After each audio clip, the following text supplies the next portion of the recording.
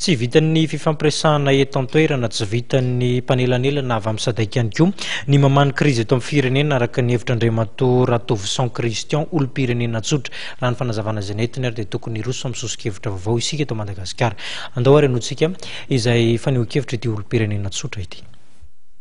Problème eto Madagasikara zany dia tsy vaovao amin'izao resaka le fivoriana tseroa ataon'ny FFKM, ny CST sy ny rehetrarehetra tsy vaovao eto toerana tsony avy eto toerana. Ny problème fa tsy maintsy misy hevitra vaovao zany hoentina hamana le olana ka le vahaolana hoentiko zany dia vahaolana zay nisy nampitondra koa le izy dia vahaolana tsy maharitra ela be fa tonga dia raha androany no avoaka ny vahaolana dia androany dia résolu ny problème. Zay angamba raha azo fitiana zany ny zavatra ty kapitaine Andari. Inona le vahaolana ao anatin'izay?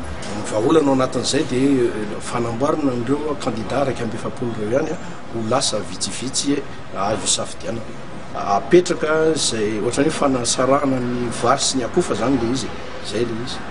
Hoe zay tsy mahafeno fepetra tokony hoesorina am'izany hoe amoaka lista vaovao zany.